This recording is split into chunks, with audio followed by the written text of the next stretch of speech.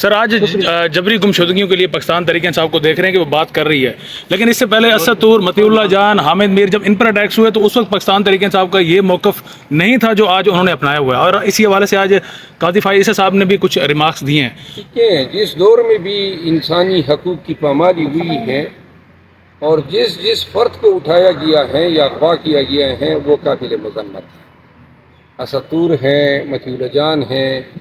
اور تیسرا کون بتا؟ حامد میر صاحب پر جب اٹیک ہوا تھا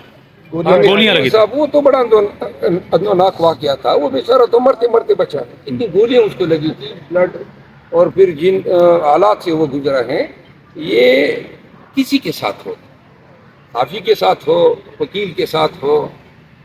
طالب علم کے ساتھ ہو، بلوچوں کے ساتھ ہو، پشتونوں کے ساتھ ہو، سندھیوں اور پنجابیوں کے ساتھ ہو، یہ ناقابل معافی جرائم ہے۔ ہر دور میں ہم سب کو بحیثیت پاکستانی کوئی بھی پارٹی جس کی حکومت ہو یہ کام کرے ان کو کنڈیم بھی کرنا چاہیے، ڈنکی کی چوٹ پہ کرنا چاہیے۔ یہ انسانی حقوق سے بالا تر کوئی پارٹی کی وابستگی سے بھی بالا تر جو چیز ہے وہ انسانی حقوق کا احترام ہے۔ یہ جو جبر ظلم اس آدمی کے لیے ہوا ہے یہ اس جہان میں بھی گنہگار ہے، اس جہان میں بھی انہوں نے ایک ایک فعل کی جو ہے وہ وضاحت دینی ہے اور سزا بھگتنی ہے، اور انشاءاللہ اس جہان میں بھی جب تک پاکستانی اس دور کو یاد رکھیں گے تو نواز شریف جو ہے وہ یاد رکھا جائے گا کہ صرف اس ایک شخص کو امپوز کرنے کے لیے 20 ماہ جو ہے پاکستان میں چنگیزیت، جبر اور ظلم کا وہ بازار گرم کیا گیا کہ شیطانیت جو ہے وہ بھی شاید شرما گئی۔ اچھا سر، بلاول بھٹو صاحب متعدد بار یہ بیانات دے چکے ہیں کہ عمران خان کو بند کر کے الیکشن نہیں ہو سکتا، ان کو باہر ہونا چاہیے، تمام لوگوں کو برابر فیلڈ ملنی چاہیے۔ فیصل کریم کنڈی نے بھی یہ بیان دیا ہے کہ پی ٹی آئی کا اور ہمارا مخالف ہے کہ ہمیں مل کر اس کے خلاف کام کرنا چاہیے، تو اس بیانات کو کیسے دیکھتے ہیں؟ یہ اب پہلی دفعہ ہم سن رہے ہیں کہ کوئی ہمارے ساتھ یا قانون کی حکمرانی کے لیے یا رول آف لا کی بات کر رہا ہے۔ پی ٹی آئی ایک زمانے میں ایک انسٹیٹیوشن ہوا کرتی تھی۔ ہم اس بیان کا خیر مقدم کرتے ہیں کہ بلاول بھٹو زرداری صاحب یا پیپل پارٹی کے دیگر لیڈر نے جو ہے ایک ایسا بیان دیا ہے۔ اچھا سر، کل شعیب شہین صاحب جو ہے وہ باہر میڈیا ٹاک کرتے رہے اور اندر جو ہے قاضی فائز عیسی صاحب واپس چلے گئے، اس معاملے کو ٹویٹر پر بھی اٹھایا گیا، بڑا اس پر جو ہے ہوا، پھر ان کی وضاحت بھی سامنے آئی، اس متعلق آپ کی کیا رائے ہے؟ اور بڑا یہ کہا جا رہا ہے کہ پی ٹی آئی کی شاید لیگل ٹیم ہی ہے جو پی ٹی آئی کو ڈبو رہی ہے۔ لیگل ٹیم مین عدالتوں کے ہوتے ہوئے ڈبونے کے لیے ہماری ضرورت ہی نہیں ہے۔ دوسری آپ نے شعیب شاہین صاحب کی بات کی، اس نے میری گرفتاری کی مذمت کی، بعد میں مجھے کسی نے بتایا، تو لہذا اب میں نے اس کو معاف کر دیا ہے، صرف گرفتار تو میں اس کے خلاف کوئی بات کرنے والا مولانا کی قافلے پر مولانا حملہ ہوا ہے سر، اس کو کس نظر سے دیکھتے؟ کیا الیکشن اگر تاخیر؟ بعض حلقوں میں چیک مگوئیاں جاری ہیں کہ الیکشن تاخیر کا شکار ہو سکتے ہیں، اور جے یو آئی فے کی جانب سے بھی کل کا جو بیانیہ تھا وہ یہی کہہ رہے تھے کہ الیکشن کو مزید ڈیلے کریں۔ آپ کو سب کو ان کی گاڑی پر حملہ بھی ہوا ہے سر۔ ماشاء اللہ کے حوالے سے انہی سوالات کے مارشاء اللہ تو پہلے سے مارشاء اللہ ہے، اس سے بدتر کبھی کوئی نظام رہا ہی نہیں ہے۔ دوسری بات یہ ہے کہ یہ جو الیکشن کی تاخیر کی باتیں ہو رہی ہے،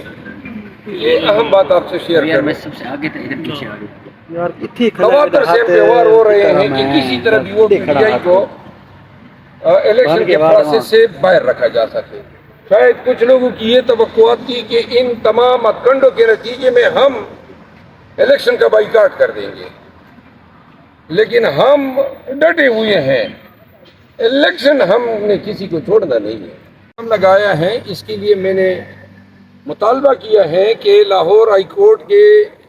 ایک معزز جج کی سربراہی میں ہائی پاورڈ کمیشن بٹھانا چاہیے۔ کس طرح اس الزام کو نظر انداز کیا جا سکتا ہے اس معاشرے میں اگر ہمارے اندر تھوڑی سی بھی اخلاقیات کی رمق ہو، اور پھر اس کی سزا جو ہے، جو یہ جرم پولیس والوں نے کیا ہے یا جو بھی لوگ وہاں گئے، اس کی سزا سزائے موت ہے، نہ اس کا کوئی پرچہ ہوا ہے، انہوں نے جھٹلایا ہم گئے نہیں، CCTV मंजर आम पे आ गई, हमारे खिलाफ ये हरकतें जो हैं आए दिन ये बढ़ती जा रही है और अलमिया है जिस मुल्क में सियासी मफादात के लिए माओ बहनों बच्चियों की इज्जत पे हाथ डाला जाए, वो मुल्क जो है ना, ऐसे मुल्क से फिर जो आपका पहले वाला सवाल था कि फिर आफियत इसी में है कि आदमी अपने बच्चों को,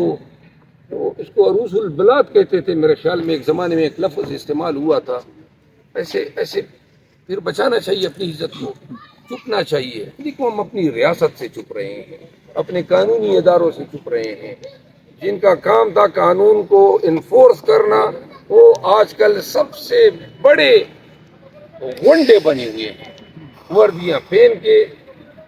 किसी वकील को उठा लेते हैं, घरों में घुस जाते हैं, खवातीन के साथ ये करते हैं और पूरे मुल्क के लिए शर्म का मतलब। स्ट्रेटजी ये थी कि हम कोई सीट खाली नहीं जाने देंगे, हर सीट पे हमारे उम्मीदवार हैं और हर सीट पे हमारे कैंडिडेट्स हैं। और फिर जो इस हाई कोर्ट ने ये इजाज़त दी है कि जो बैरिस्टर गौहर हैं वो जाके कंसल्टेटिव प्रोसेस टिकटों का, इमरान खान खुद टिकट देंगे और